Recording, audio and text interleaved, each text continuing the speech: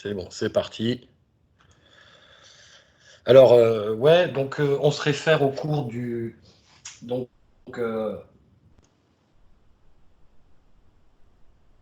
voilà, je vais prendre mon clavier là. On se réfère au cours du premier, le chapitre 4, pour commencer. Euh, sur les systèmes du premier ordre.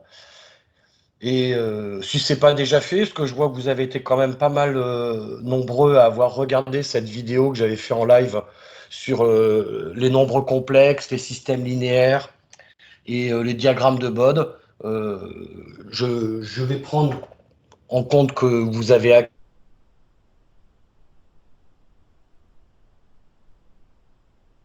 second ordre n'est bien sûr qu'une qu'un cas de figure supplémentaire par rapport au premier ordre. En résumé, et c'est aussi ce que je me suis dit, c'est pour vous aider à bosser le cours, hein, parce que voilà, comme c'est un résumé, on redétaille et on reprend les notions fondamentales. Donc un système du premier ordre, un système linéaire du premier ordre, dans le temporel, il est défini par une équation différentielle entre sortie et entrée.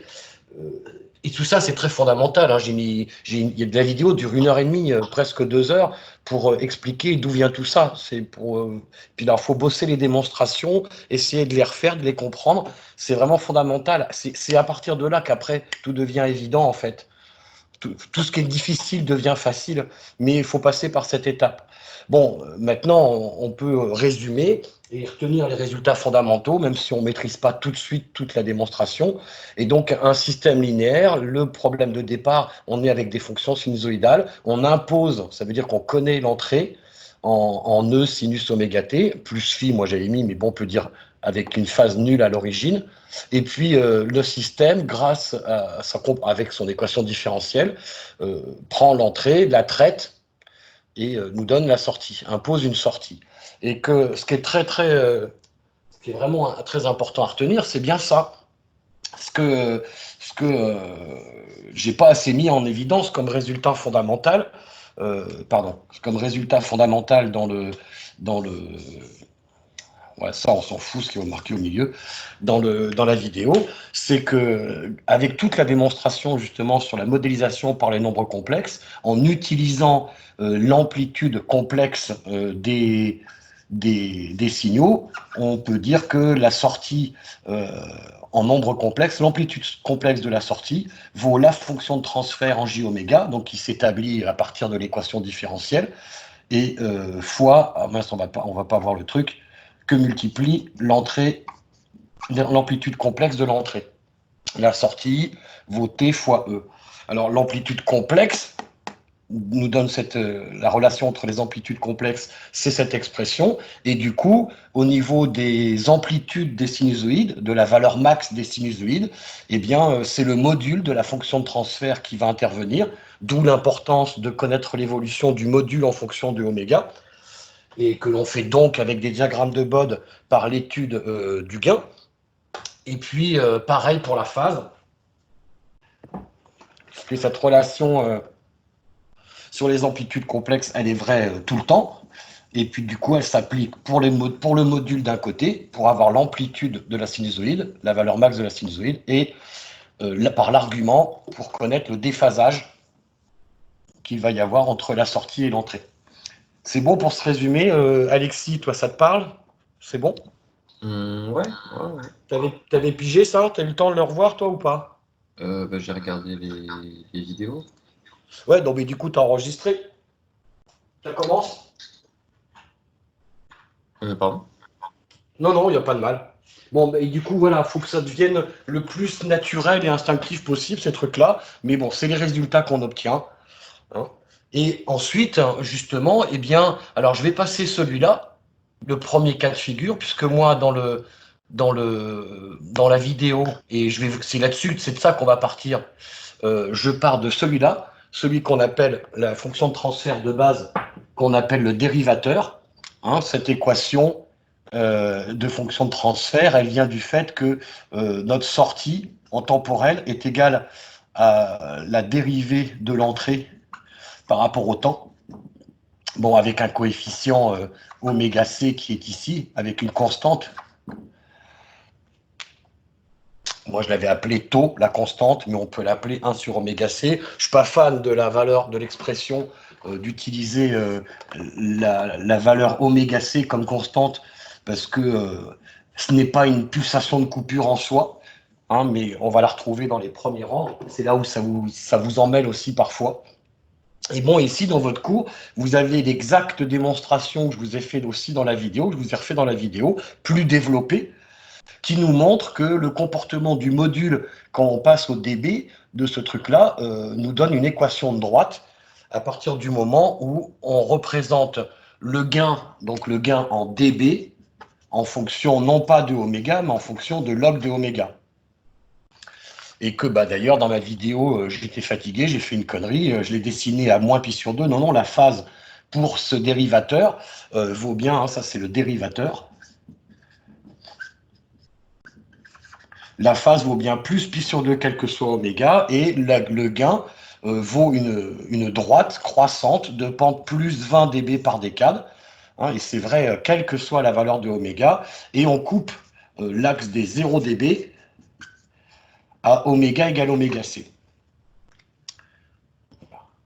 D'ailleurs, en auto, en SE, avec les transformés de Laplace, on écrira plutôt, on passera plutôt à une écriture du style S de t égale taux fois la dérivée de l'entrée.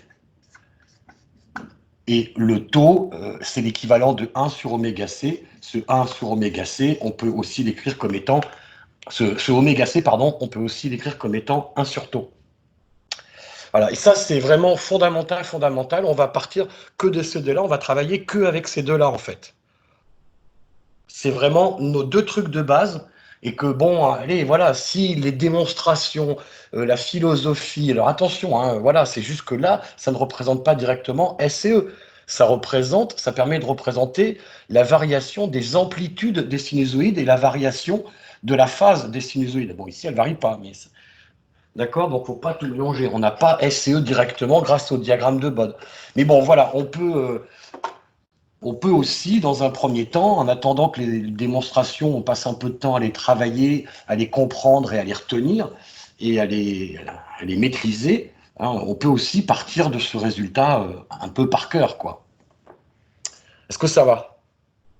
Ouais, bah oui. Ouais. C'est bon? J'essaie de finir mon café tranquille. Vous m'entendez bien? Non, non, pas la bière, t'es fou. Et moi, une bière. C'est l'heure de la bière. Hein. Non, je suis trop bourré, moi, avec une bière. Et me fais pas dire trop de la merde, Patrick, on enregistre. Ah merde. T'inquiète.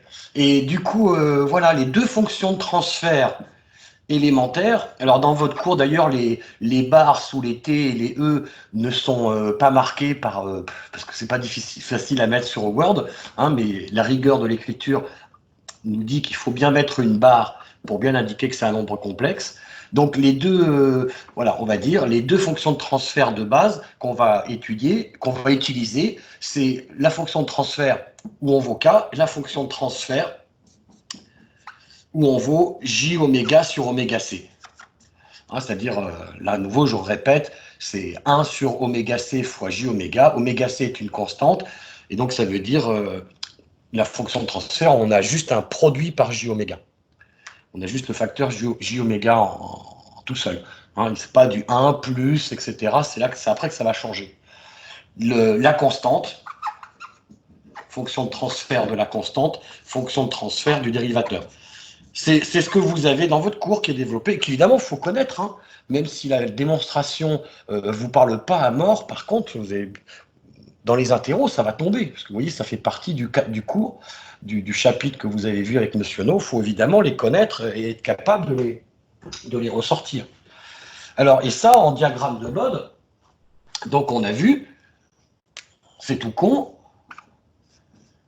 Alors du coup, je vais faire comme tout le monde, hein, maintenant. Je vais arrêter de marquer que c'est en fonction de log de oméga, mais je vais juste marquer oméga, mais c'est sous-entendu que c'est en fonction du log de oméga. Pour lui, qu'est-ce que ça fait en gain et en phase? Pour lui, qu'est-ce que ça fait en gain et en phase?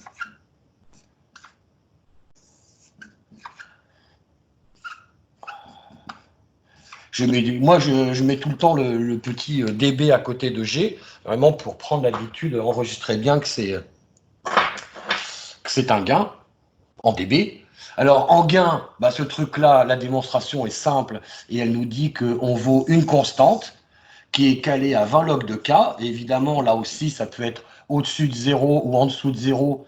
Au-dessus, c'est que K est plus grand que 1. En dessous, si vous faites, de toute façon, ceux qui ont un doute, vous faites 20 log de K pour K égale 10, vous allez voir ce que ça donne. Ça donne un nombre plus grand que 0.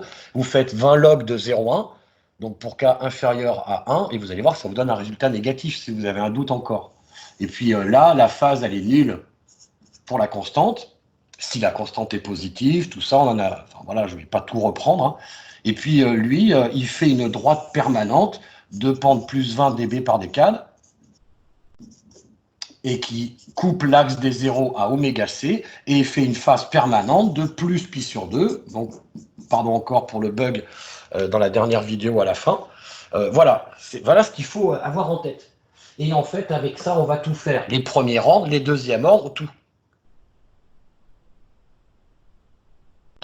Évidemment, je vous rassure, je vais vite arriver au deuxième ordre, mais je résume quand même les parties d'avant, puisque le deuxième ordre ne se conçoit pas tout seul, il faut maîtriser et connaître les résultats, parce qu'évidemment, on fait des parallèles, et pour ça que c'est compliqué. Le deuxième ordre, si vous essayez de le comprendre tout seul, ça fait trop de données, alors qu'en fait, le deuxième ordre, c'est tout ce qu'on a vu avant, puis on rajoute une particularité, et puis c'est la dernière chose, hein, c'est la dernière fois. Après ça, ne vous inquiétez pas, on n'aura pas d'autres systèmes à définir, d'autres particularités à définir. Tout ce qu'on étudiera par la suite, ça ne sera qu'une combinaison des fonctions élémentaires que vous voyez là, de premier ordre de base ou de deuxième ordre un peu particulier. Alors ça, c'est le dérivateur, et évidemment, c'est pour ça, pour vous montrer, si je vous parle de ça aussi, que c'est bon, il n'y a pas besoin d'apprendre 15 milliards de trucs par cœur ou de retenir 15 milliards de trucs. L'intégrateur, lorsqu'on fait l'intégrale, c'est l'inverse de lorsqu'on fait la dérivée.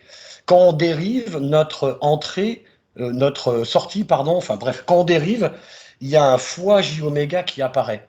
Eh bien, quand on intègre, il y a un fois 1 sur j oméga qui apparaît. Ce qui fait que l'intégrateur, c'est l'inverse au niveau quand on calcule sa fonction de transfert. Si besoin est, vous êtes capable, en refaisant la même démo que j'ai fait pour la dérivée, mais en faisant la démo pour l'intégrale, bah, vous allez voir hein, que c'est bien ce qui apparaît. Et puis là, bah, vous voyez, comment je trouve le BOD de cette fonction de transfert?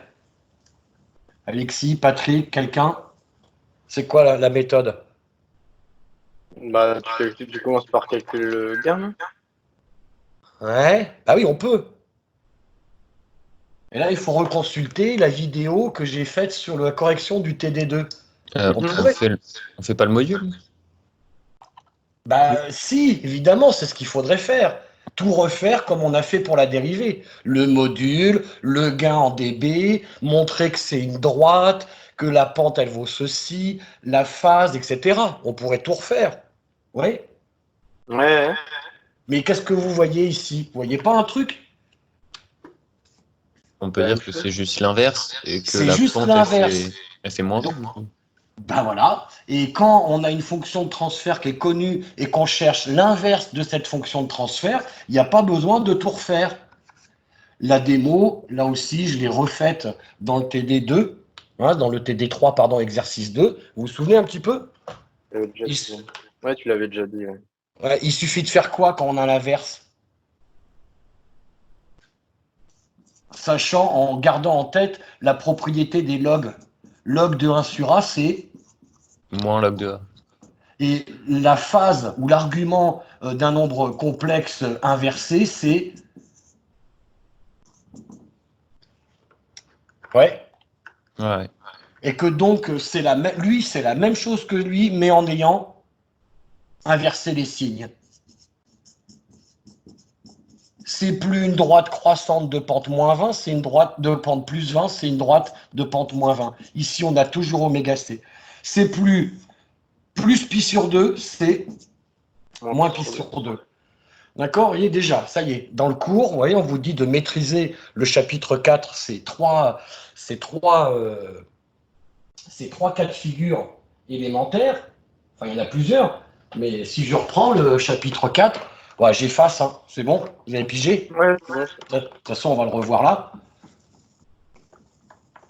Donc, dans le cours, on vous dit on vous redonne le calcul en gain, en phase, tout ça. Mais c'est pas la peine. En fait, quand tu as fait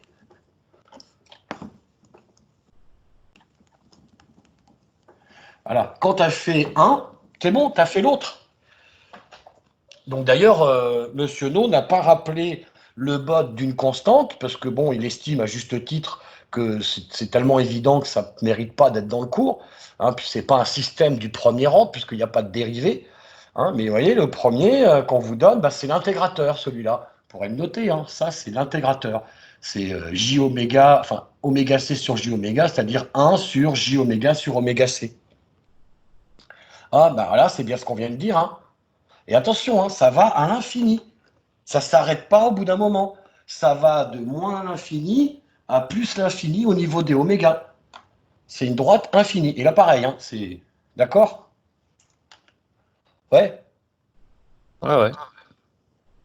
Là, on l'arrête parce qu'on est bien obligé, hein, mais elle va jusqu'au bout comme ça, indéfiniment. C'est pas un moment, elle arrête d'être ça. La démonstration nous dit bien que c'est une droite tout le temps, quel que soit oméga. De oméga le plus petit à oméga le plus grand.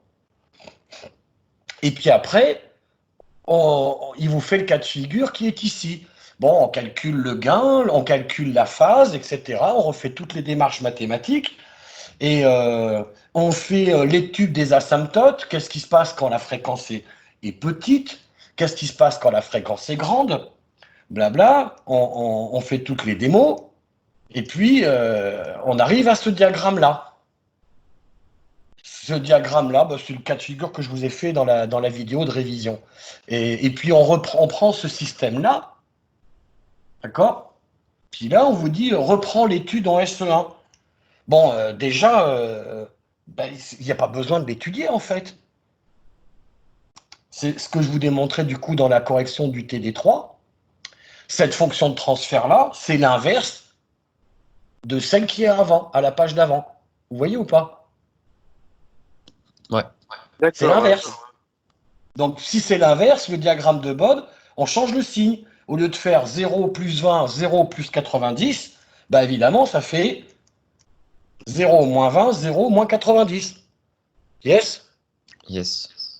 D'accord, ouais. D'accord? Donc déjà, on retient beaucoup mieux le résultat. Et voilà. Et ça y est, on a fait les premiers ordres.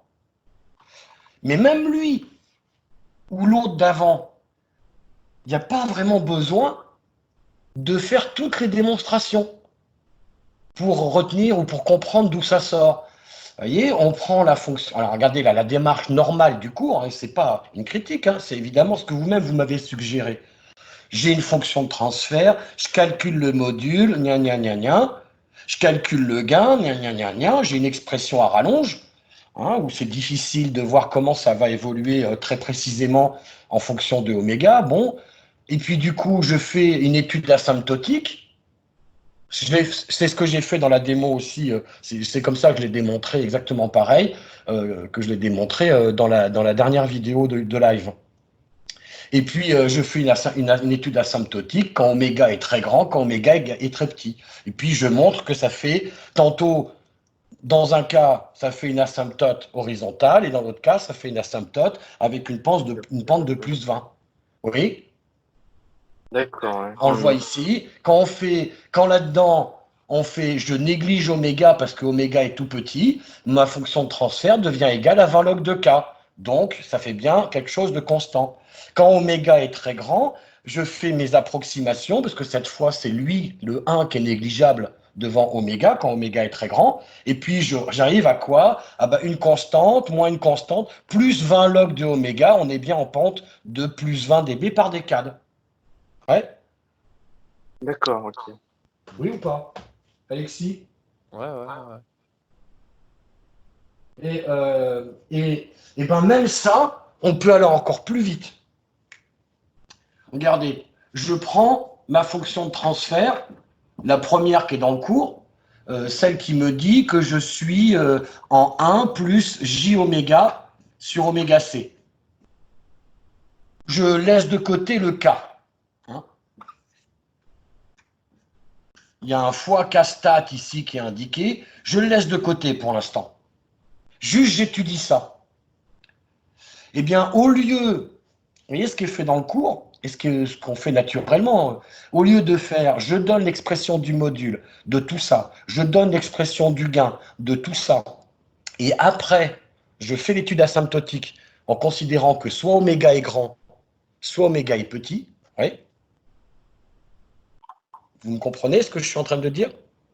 Là, j'avoue que non. Là, je suis perdu. Bon. Ben, au lieu de faire l'étude asymptotique sur l'expression générale du gain, Ouais. et l'étude asymptotique, ça se fait quand soit oméga est petit, soit oméga est grand, Ouais. c'est Là, ce on qui est est d'accord. développé dans le cours, et ben on va le Mhm. faire maintenant.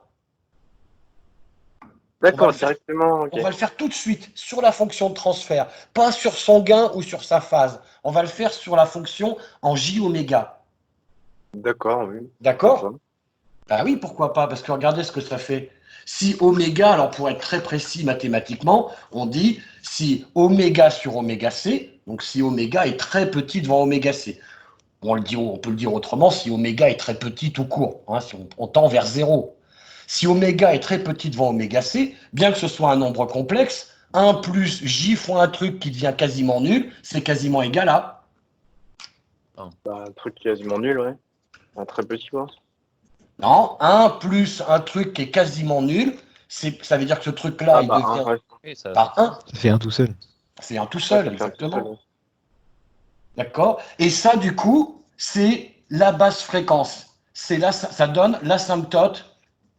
Pardon. Oh. Ça donne l'asymptote basse fréquence. De la même manière qu'on le fait sur le gain et sur la phase, etc. dans le cours. Quand je fais cette considération-là, ça me donne l'asymptote basse fréquence. Et si je fais l'autre, alors d'ailleurs, c'est pas égal. Je vais dire qu'il est à peu près égal. Hein? Il est à peu près égal à 1. Et ça, ensuite, on le traduit mathématiquement avec ce petit signe en mettant 0 pour dire équivalent. Comprenez l'idée? Ok. D'accord, ouais. La fonction de transfert, elle ne vaut pas 1, elle vaut ça. D'accord? La fonction de transfert, elle ne vaut pas 1, elle vaut ça. Par contre, quand oméga est très petit, ma fonction de transfert, elle fait la même chose que 1. Elle est équivalente à la fonction 1. Oui? C'est ça le raisonnement. Et ici, que vaut t de j oméga? Alors, quand oméga est très grand. Donc là aussi, elle ne va pas être rigoureusement égale à ça. Elle va être à peu près égale à quoi? Ben, cette fois, quand c'est oméga sur oméga c qui est très grand, c'est le 1 qui est négligeable. Allô? Ouais, d'accord. Oui. Le 1 Oui? négligeable comme ça. Oui. Ah, bah oui. Donc, pareil, on mettra le symbolique, elle est équivalente à, de la même manière. Ma vraie fonction de transfert ne vaut pas ça. Ma vraie fonction de transfert vaut ça. Mais quand oméga est très grand, je peux dire qu'elle se comporte pareil que cette fonction de transfert-là. Oui? D'accord. Oui, bah oui, complètement. C'est logique. Mhm. C'est ça les fonctions équivalentes en mathématiques, c'est qu'on a une fonction de transfert compliquée, et bien on fait des études facilement en limite. Hein, là aussi, évidemment, on a l'asymptote BF d'un côté, on a l'asymptote HF de l'autre. Ben déjà, on va faire des études aux limites, ce qui va éviter de manipuler tout le temps une fonction de transfert complexe. D'accord? Oui. Et là, vous voyez où je veux en venir ou pas? Quelqu'un a deviné ce que ça va donner, ce raisonnement? Bah, pour déterminer les asymptotes, Bah oui, mais du Sans coup, elle va me savoir, donner ouais. quoi, ce résultat? les Bode, enfin le Oui. diagramme de Bode. Bah oui, bien sûr. Puisque pour la phase et pour le gain, puisque ces deux résultats-là me disent que en basse fréquence, je suis équivalent à 1, et 1, on sait ce que ça fait comme diagramme de Bode. Ça fait une, Droite. ok, une constante, une droite, à 0 dB ici, parce que j'ai pas tenu compte d'un cas. Hein. J'ai un gain Oui, statique d'accord. de 1. Là, il est. Ouais, ok. Hein, il est Négligeable. non, on a pris un cas de figure particulier en le prenant 1. D'accord, ok. Donc D'accord. il est là, mais ok. Mais Il est là, mais je l'ai pris égal à 1 pour pas avoir d'autres trucs à prendre en compte. Tu vois, D'accord, ok. pour réfléchir que plus simplement. Après, je terminerai sur et si ça vaut pas 1, qu'est-ce qu'il faut faire? Vous allez voir, c'est pas très dur hein, quand ça vaut pas 1. Mais quand ici on a un gain statique de 1, quand on a juste cette structure-là, ça fait ça. Et la phase, la phase, ça fait la phase du nombre complexe 1. Et la phase de 1, c'est 0. Et ça veut dire que ma fonction de transfert qui est là, elle est pareille que ça et ça en basse fréquence. D'accord? Et ça fait quoi comme diagramme de Bode en haute fréquence? J oméga sur oméga C, on a dit que c'était une droite croissante de pente. Ouais, 20 dB par décade. Voilà. Et que d'ailleurs, ça coupe l'axe des 0 à. Oméga C. Oméga C, ouais, d'accord. Et puis, et que là, la phase de ça, on a dit que ça valait plus pi sur 2. Oui. Et qu'évidemment, on a dit c'est quand oméga est grand, en fait, c'est quand on est supérieur à oméga C, ça fait ça. Quand on est inférieur à oméga C, ça fait ça. Donc évidemment, d'un point de vue asymptotique, le changement de phase va s'opérer, on va pouvoir le considérer que ça change à oméga C, et que le gain, ça change à oméga C. Et voilà les asymptotes, voilà le Bode asymptotique. Allô? D'accord, oui, d'accord, ok. Ouais, je Yes. vois ce que tu veux dire, mais d'accord. Ouais. Et c'est exactement les résultats qu'on vient de voir dans le cours. Oui, oui, oui. Ouais. Sauf que vous avez vu, il n'y a rien à faire. Il y a juste à savoir ça et ça.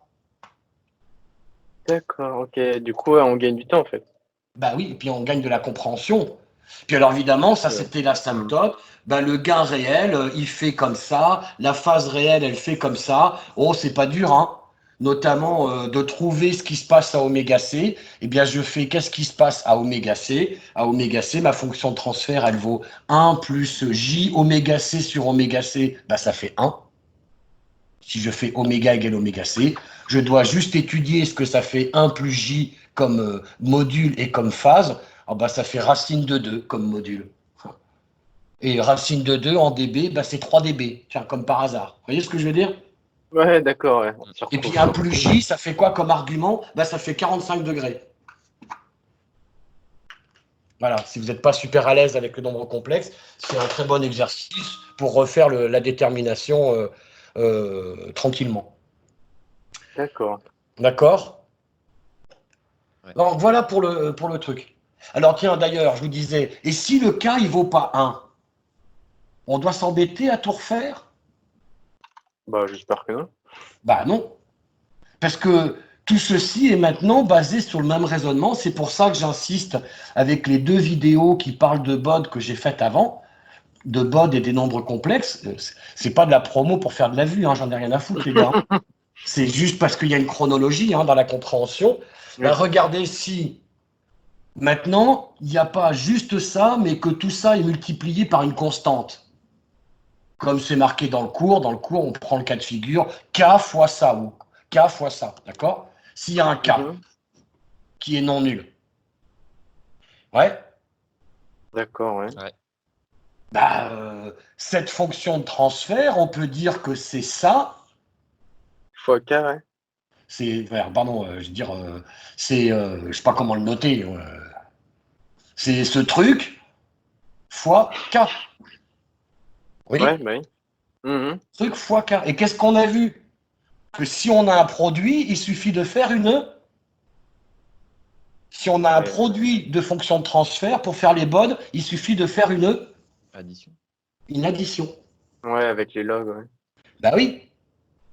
Et que vaut le. Oh, pourquoi j'ai repris celui-là? Voilà. Et que vaut le Oui, gain? c'est bien, hein. Ouais, celui-là, il est bien. Que vaut le gain de 20 log de K? Bah, ça vaut une constante 20 log de K, non? Ben oui. Que vaut la phase de 20 log de K? Que vaut la Bah. phase de K, pardon? Bah, ça vaut 0. Ça vaut 0. Oui. Mhm. Ah, ou ça vaut plus pi sur 2. Ça vaut plus pi. Si c'est négatif ou moins pi. Bon, bref, Ça on va revient dire, même, ouais, ça revient on va même. dire voilà, bon, ça vaut la phase de K. Bah, la phase de tout ça et le gain de tout ça, ça fait quoi? Bah, ça plus ça. Et ça plus ça. Ouais. Ah ouais, ok. Donc la phase, bah, ça plus 0, bah, ça change rien. Mm. Et le gain, bah, ce truc-là plus ce truc-là, bah, on fait le raisonnement comme des concons, à nouveau.